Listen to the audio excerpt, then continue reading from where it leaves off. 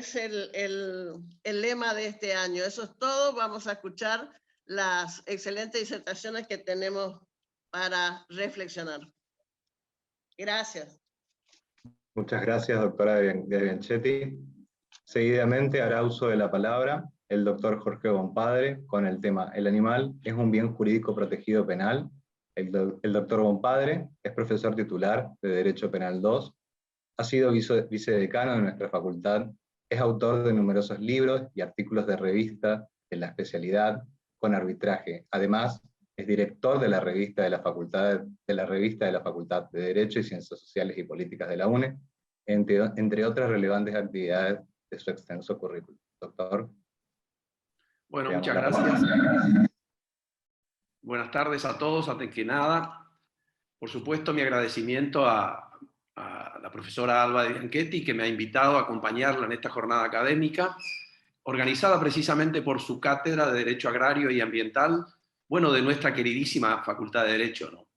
Y también, sinceramente, me da mucha alegría participar en esta jornada, porque también lo hace un viejo y un compañero amigo mío de la Facultad de Derecho, el profesor Carlos Rodríguez, con quien fuimos compañeros de carrera, colegas en la actividad profesional y en la docencia universitaria. Bueno, él también pasó por la magistratura de la provincia, así que con una extensa trayectoria de Carlitos, de manera que a mí me halaga en este momento acompañarlos en esta jornada. Así que muchas gracias. Bueno, a ver, vayamos a lo nuestro. A mí, tal vez a ustedes les parezca un poco raro que un penalista se tenga que ocupar de los problemas ambientales. No es lo mío, pero pese a que mi primer doctorado en la Facultad de Derecho fue justamente titulado de Derecho Penal del Medio Ambiente, qué coincidencia, ¿no? Después de muchos años venir a incursionar en estos temas.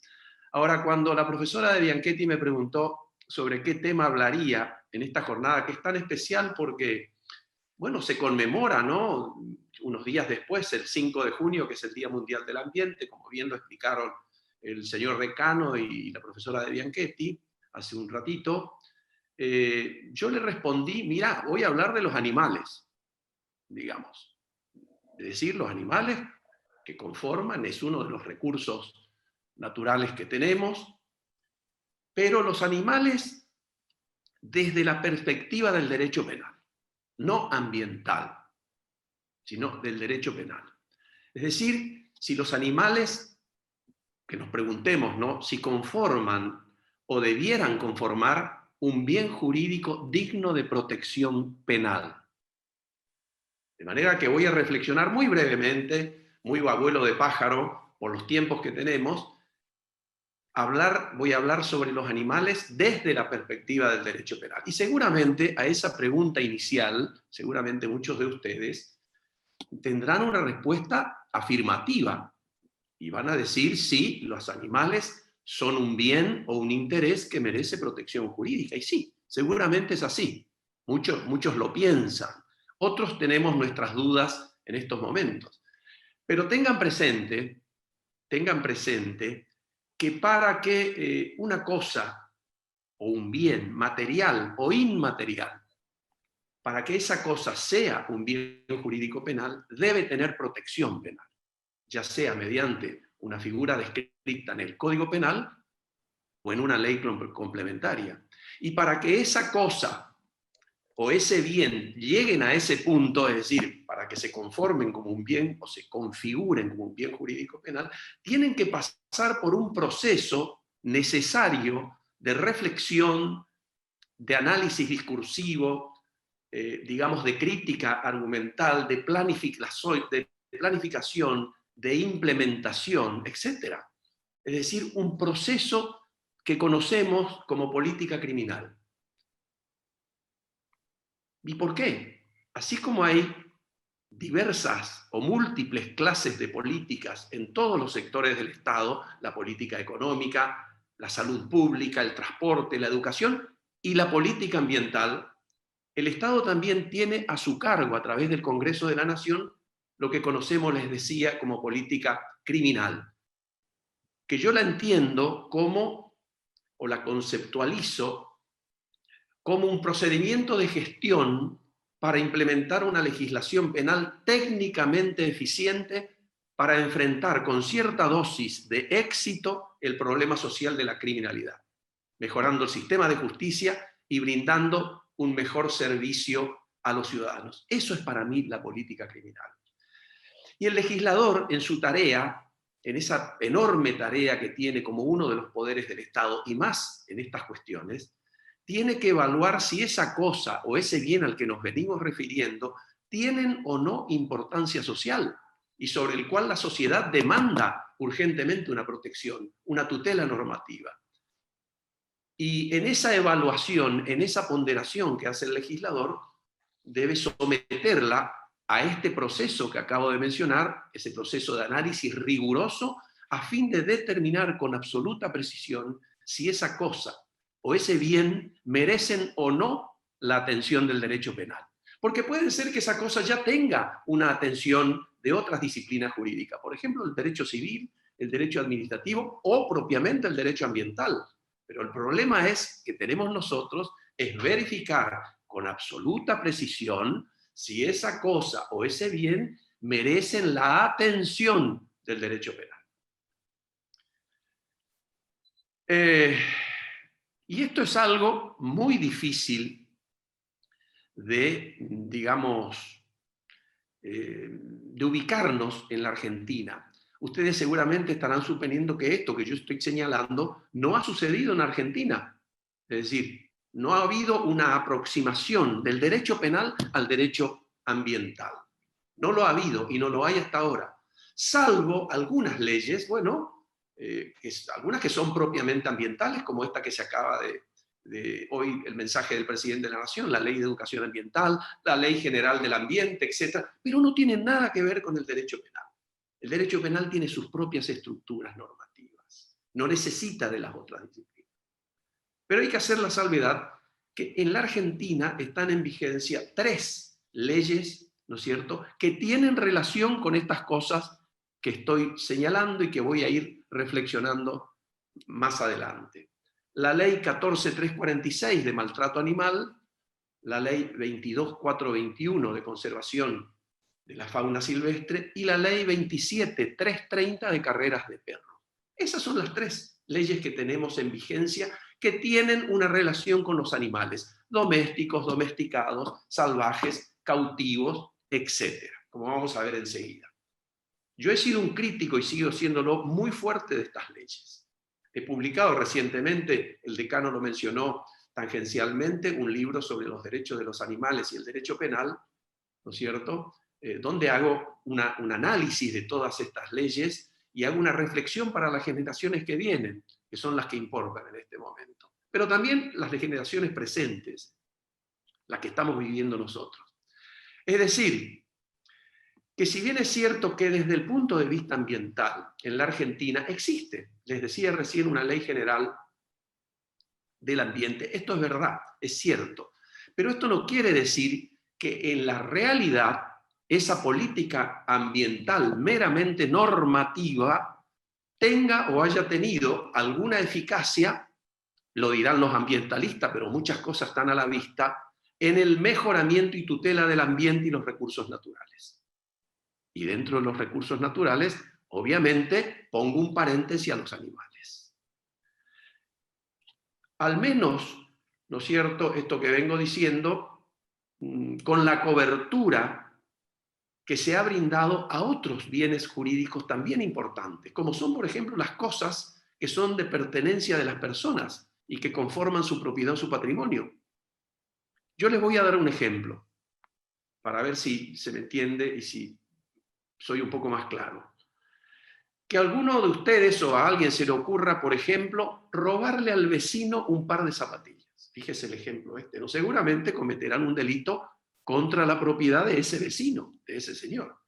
Pero fíjense ustedes, si se apoderan, si sustraen, o se apoderan, mejor dicho, vamos a usar el término técnico del 162 del Código Penal, si se apoderan de un animal salvaje, que ese vecino lo tenía en su patio, que muchos lo tienen, porque es costumbre en nuestra campiña, en nuestros campos, en la región del norte y el noreste y noroeste argentino. Un pequeño ciervo, el lobito de río, tienen un carpincho, una tortuga, etc. Que este animal se acaba de escapar saliendo de la esfera de custodia del vecino, y este vecino no salió a buscarlo, a perseguirlo para recuperar ese animal que se fue. Entonces ustedes, si se apoderan de ese animal, no cometen ningún delito. ¿Y saben por qué? Es muy simple, porque el Código Civil, en el artículo 1947, dice que estos animales son cosas muebles, no registrables, sin dueño, susceptibles de apropiación. Fíjense qué oración tan grande, ¿no? Tan sintomática y tan expresiva, que la vamos a discutir enseguida. Y además dice este artículo, sigue diciendo, más vale, mejor dicho, entre paréntesis, este artículo que acabo de mencionar abarca a los animales salvajes como a los domesticados. Esto lo aclaro entre paréntesis. Obviamente, mientras, como les decía, el dueño o ese vecino no haya salido a perseguirlos para recuperar. Y el artículo siguiente, el 1948, dice, fíjense ustedes, qué cosa rara, ¿no? Que el animal salvaje o el domesticado es el salvaje que fue llevado cerca del hombre y se acostumbró a vivir con él, y muchas veces depende su supervivencia de la alimentación que le da el ser humano. Ese es el domesticado. Dice este artículo que el animal salvaje o domesticado que han recuperado su libertad natural, presten atención a esto, su libertad natural, pertenecen al cazador cuando lo toma o caen en su trampa. Y sigue diciendo este artículo que el animal cazado pertenece al dueño del inmueble. Presten atención a estos artículos. Pertenece al dueño del inmueble, si no autorizó su caza. Con lo cual salta a primera vista el sentido patrimonialista que el Código Civil le ha dado a estos animales. En resumen, estimados amigos, esas zapatillas del vecino tienen más valor que el animal salvaje y el domesticado. Y nos preguntaremos por qué es así. Porque las zapatillas tienen protección penal y estos animales no. Dicho de otro modo, lo digo de otra manera, el orden jurídico autoriza cazar un animal, o sea, matarlo, de un tiro de escopeta o haciéndolo caer en una trampa, o apoderarse de él si era un animal domesticado, como les venía diciendo, y el dueño que lo tenía en su poder no salió a perseguirlo. Pero toda esta reflexión y esta oratoria y esta oración, pero no autoriza a tomar las zapatillas del vecino. Estas son las cosas curiosas, a mi modo de ver estas cosas, de nuestro ordenamiento jurídico. Pero esto no es todo, ¿eh? Hay más. Y aquí nos encontramos en el medio del camino con una paradoja del Código Civil, ¿no? Algo que hice mención hace un momento. Si el animal salvaje o el domesticado han recuperado su libertad natural, les dije que presten atención a esto, su libertad natural, entonces pueden ser cazados por cualquiera. Y esta es una situación que nos enfrenta con un primer problema. El orden jurídico dice que estos animales tienen libertad natural, es decir, que tienen derecho a vivir en libertad en su hábitat natural, pero al mismo tiempo autoriza a cualquier persona a apoderarse de ellos de cualquier manera, incluso matándolos. Con estos comentarios, muy breves, claro, que necesitan de mayor reflexión y profundidad, pero los tiempos no nos permiten. Con estos comentarios ustedes pueden apreciar, entonces, creo yo, la importancia que tiene reflexionar sobre el bien jurídico en esta problemática. Porque si pensamos en un futuro, en dar una cobertura legal a los animales, que yo creo que no la tienen, pese a que están mencionados en el Código Civil y en otras disciplinas como el derecho administrativo. Si pensamos en dar una cobertura legal a los animales y dejamos de sostener la tesis de que son cosas muebles no registrables, entonces debemos previamente determinar con absoluta precisión si merecen o no tener esa cobertura legal que tanto estamos anhelando. Y si llegamos a la conclusión de que sí, estos animales merecen protección, entonces debemos analizar qué clase de protección, es decir, con qué alcance, si es suficiente una protección desde el derecho civil, desde el derecho administrativo sancionador, o si también debe intervenir el derecho penal con todo su arsenal punitivo. ¿Y esto por qué? Tanto lío, ¿no? Tanta brulla para determinar esto. ¿Y esto por qué? Nos preguntamos. Porque el derecho penal es una disciplina selectiva y fragmentaria. ¿Qué quiere decir esto? Que no protege cualquier cosa, que no protege cualquier bien jurídico, sino solo aquel que ha estimado, que ha entendido, que ha considerado como digno de ser protegido con todas las herramientas coercitivas a su alcance. Es decir, que cuando el derecho penal se encuentra con un bien jurídico en el mundo jurídico, que estima merecedor y necesitado de protección penal, entonces lo convierte en un bien jurídico penal dándole protección normativa. Y a esto tenemos que sumar, en este largo proceso, el carácter de última ratio que tiene el derecho penal. Es decir, que su aplicación, su intervención, solo será legítima, ¿no es cierto? O será legítimo recurrir al derecho penal para resolver un problema, un conflicto social, porque es el arma más poderosa que tiene el Estado para solucionar precisamente los conflictos, siempre y cuando los otros recursos con que cuenta el Estado para proteger esa cosa, ese bien jurídico, hayan fracasado. Es decir, que debemos comenzar preguntándonos si el animal en nuestro sistema actual tiene protección jurídica. Y esta pregunta, que la venimos haciendo ya desde el comienzo, nos conduce directamente al Código Civil, que es el ordenamiento que está hablando de los animales. Y hemos visto recién, les comentaba, que el Código Civil no protege al animal salvaje ni al domesticado, los abandona a la buena de Dios, a su suerte. El Código Civil, como en la vieja época de Vélez Sarsfield, continúa considerando a los animales como cosas muebles no registrables. Y si esto es así, porque es así normativamente, entonces el animal no es ningún bien jurídico, porque no tiene protección legal. A ustedes van a decir, pero si es una cosa, tiene protección legal, claro, pero no es una cosa. ¿Es un bien? ¿Es una cosa? Sí, pero no es un bien jurídico porque el derecho no le ha dado protección. ¿Qué quiero decir con esto?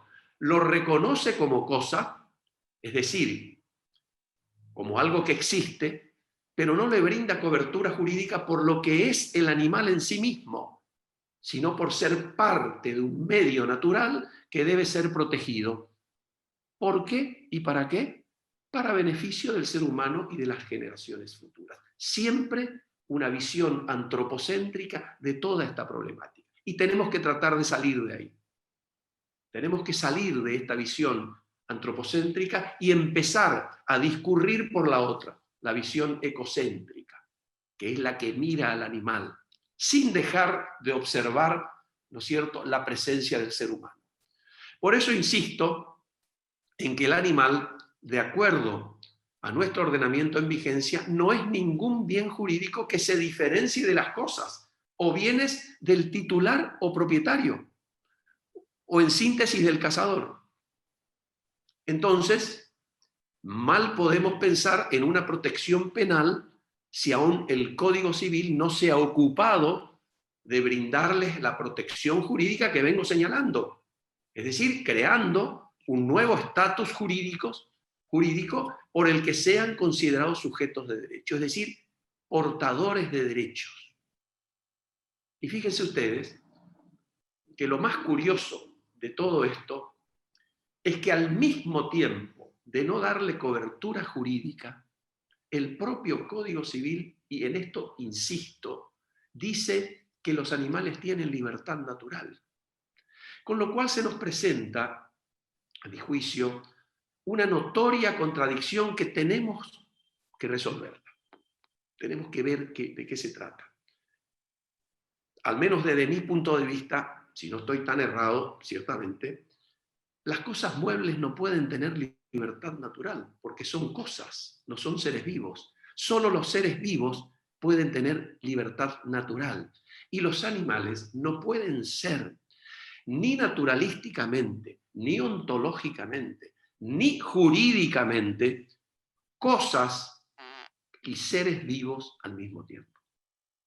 Pero algo debe quedar muy claro, ¿no?, para que esto se entienda y o se malinterprete. Cuando yo hablo de libertad natural, que repito lo que dice el Código Civil, no estoy hablando de la libertad jurídica, civil o política que el orden jurídico brinda al ser humano. Es cierto que el animal no puede ser portador de muchos derechos que el orden jurídico otorga al ser humano. Esto es cierto. No tienen el derecho de huelga, no tienen libertad de expresión, no pueden votar. Bueno, mejor no le demos estas ideas a los políticos, ¿no?, que no puedan votar los animales. A ver si le dan el derecho al voto todavía. Cuando hablo de libertad de los animales, estoy hablando de la libertad natural, es decir, la libertad del animal de vivir en el lugar, en el hábitat, en donde nació y creció y se crió este animal. Es por ello, estimados amigos, que creo que el problema del bien jurídico es el primer punto que se debe discutir si pretendemos colocar al animal o ubicar al animal como un sujeto pasivo de algunas infracciones delictivas en una futura reforma penal. Y a partir de ahí, ver cómo se encara una política penal ambiental orientada a la tutela de los recursos naturales y de los seres vivos en general. Entonces, hagamos una recapitulación muy rápidamente. Para poder arrancar en el estudio de estas categorías, lo primero que tenemos que hacer, como les vengo diciendo, es determinar cuál es el bien jurídico que se pretende proteger. Si son las cosas en sí mismas, en el amplio escenario de los recursos ambientales, si son los animales como objeto de valor económico, si son los animales en general, en cuanto y en tanto sirvan o tengan utilidad para la vida humana, si son los recursos naturales en general, si son los derechos económicos del propietario del fondo, como sucede con la Ley de Conservación de la Fauna Silvestre, o si son los animales en sí mismos, porque se los considera sujetos de derechos no humanos. Se dan cuenta que no es tan fácil determinar esta pregunta inicial que nos hicimos en esta brevísima charla, de preguntarnos si el animal puede ser o no un bien jurídico digno de protección penal. Obviamente que por cuestiones de tiempo no voy a entrar a discutir, digamos, todo lo que se relaciona con el maltrato animal, con la fauna silvestre, los bienes jurídicos relacionados, ni esa discusión centenaria, ¿no es cierto?, de quienes opinan estas cuestiones desde una visión ecocéntrica del problema y quienes lo hacen desde una visión antropocéntrica, como hacía referencia hace unos minutos. Ahora, sin perjuicio de esto, me parece que el análisis del bien jurídico es esencial en todo discurso jurídico penal, en el que se pretenda el estudio de un determinado tipo de injusto.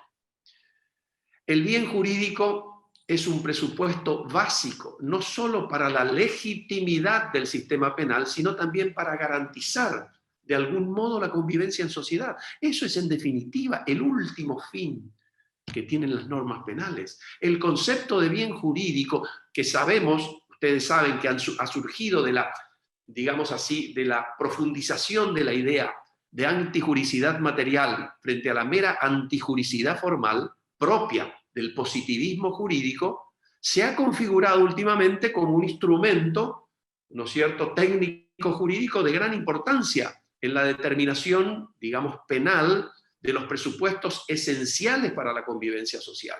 Y aquí aparece el principio, digamos así, delimitador de toda esta problemática, que es el principio de lesividad. El principio de lesividad. Y que tiene mucho que ver hoy con lo que conocemos como los bienes jurídicos colectivos.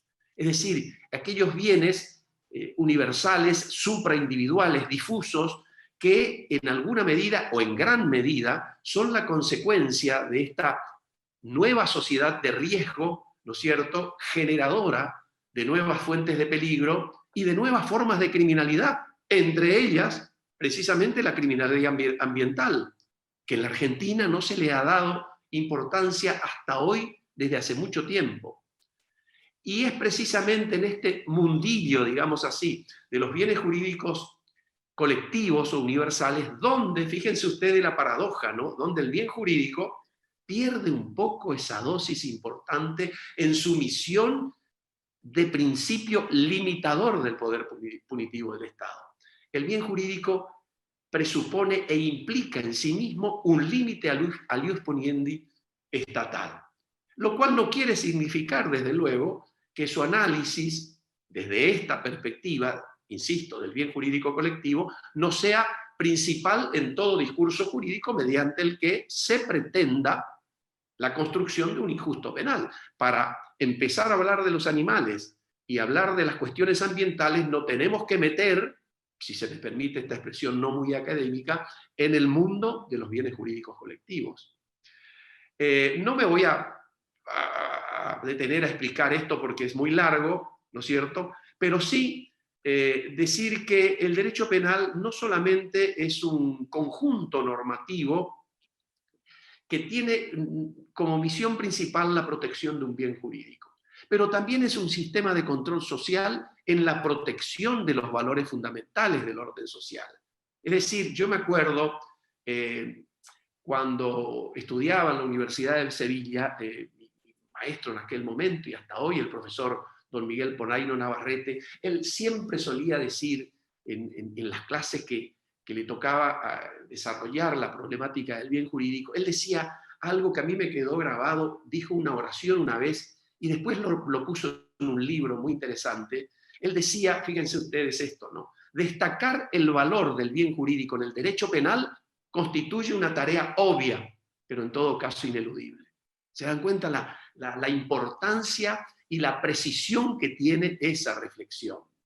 Entonces, para ir achicando esto, porque esto merece, insisto, una reflexión muy extensa, más extensa de la que yo puedo dar en este momento, lo que sí podemos decir es que hoy no se puede discutir que el concepto de bien jurídico, si bien nació con una clara función de garantía para los ciudadanos, ¿no es cierto?, actualmente se entiende que el bien jurídico, desde el punto de vista de su creación normativa, preexiste al tipo penal. Está antes, está fuera, está en un mundo etéreo donde el legislador lo toma, ¿no es cierto?, y construye la infracción penal.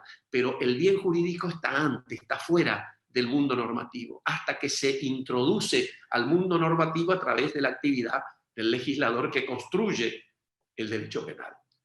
Entonces, el bien jurídico, si bien preexiste al tipo penal, constituye el punto de partida, fíjense ustedes, de la formación de la infracción penal.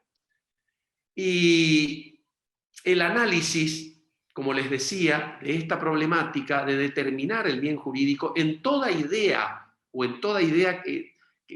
mediante la cual se persiga la construcción de un tipo delictivo, la creación de un injusto penal, ¿no es cierto?, el análisis del bien jurídico es fundamental. Es el primer eslabón, podríamos decir así, de una larga cadena que conforma la estructura del delito. Por eso yo siempre recuerdo, cuando me dirijo a los alumnos de grado, sobre todo, siempre les recuerdo aquella famosísima frase de Sebastián Soler, cuando dijo allá en los años 40, ya en su primera edición, él decía que la determinación del bien jurídico, tutelado, decía Soler, es la mejor guía para la correcta interpretación de la ley. Y eso ha quedado hasta hoy, y esto es así. Soler fue un pionero, ¿no?, en estas cosas, ¿no es cierto? Y bueno, y el derecho penal tiene múltiples sectores. Y todos estos sectores, muchos de ellos, sirven, fíjense ustedes, de puerta de entrada, digamos así, para el análisis de los tipos delictivos. ¿A partir de qué? Del bien jurídico protegido. Y los valores ambientales, fíjense ustedes, son una buena excusa. Tenemos una buena excusa para trabajar sobre estos valores en una futura reforma penal. Y no fijarnos o fijar la mirada, como ocurrió con los códigos del siglo pasado, tanto de Europa como de América Latina, fijar la mirada en la contaminación ambiental, nada más. Es una mirada muy estrecha, sino extender la tutela normativa a todo lo que rodea el mundo natural, especialmente su flora y su fauna, como en los códigos modernos de Europa y de América Latina. La profesora de Bianchetti hoy mencionó Bolivia, Ecuador, bueno, yo agrego también Colombia. En Colombia hay una ley especial donde se ha protegido a la flora, no tanto a la fauna. Ahí hay una discusión que yo lo discuto en mi libro, un fallo de la Corte Constitucional colombiana, que yo creo, no porque yo lo crea, sino porque lo cree la doctrina, es uno de los tribunales más prestigiosos del mundo, la Corte Constitucional de Colombia. Pero ha tenido un fallo en una presentación, esto lo hago entre paréntesis, se me vino a la cabeza y les cuento rapidito, entre paréntesis. Un fallo de un habeas corpus para, digamos, otorgarle derechos, sacarlos de un zoológico en Barranquilla, al oso Chucho. Fíjense qué lindo nombre, ¿no? El oso Chucho, el oso de los ojos pintados.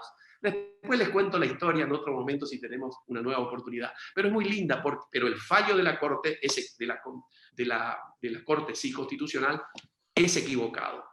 Es equivocado porque tiene una mirada muy restrictiva de los derechos de los animales, pero bueno, no es el momento de discutirlo ahora, ¿no? Me encantaría comentarles, pero no tenemos tiempo. Entonces, para ir concluyendo, estamos trabajando, si tenemos que trabajar en la construcción de una figura penal, en una futura reforma, por supuesto, del Código Penal, los últimos proyectos, el del 2006, el de Chiara Díaz, el del 2014, conocido como Proyecto Zaffaroni, y este último del 15-16, conocido como Proyecto Boriski, si bien, digamos, prevén unos capítulos, unos títulos dedicados a la problemática ambiental, me parece que no lo han hecho satisfactoriamente. Yo también critico estos proyectos en este libro que les señalé hace un rato. Entonces, para ir concluyendo, ustedes verán, después de esta brevísima, muy abuelo de pájaro, reflexión que estoy haciendo, ustedes seguramente podrán ponderar, evaluar la importancia que tiene precisar si los animales tienen que ser considerados un bien jurídico digno de protección penal. ¿Y esto por qué nos volvemos a preguntar por segunda vez? Porque, en mi opinión, yo creo que las normas civiles y administrativas se han mostrado insuficientes para protegerlos. Está a la vista el fracaso de estas disciplinas. ¿Y eso por qué ocurrió o por qué se está produciendo digamos así, entre comillas, este fracaso de estas disciplinas en su intervención sancionatoria, ¿no?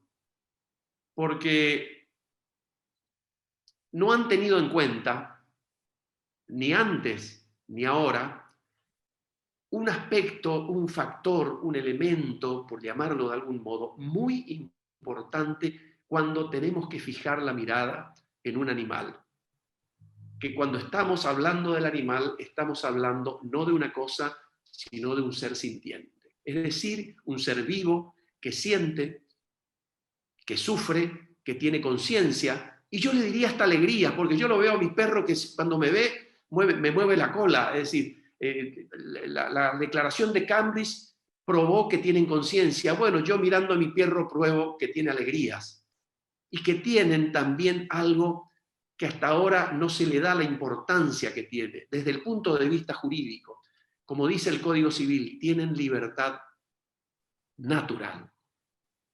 Y es indudable, y voy terminando, que las normas que hoy rigen en la Argentina protegen al animal de manera indirecta, enfocando la mirada al ser humano.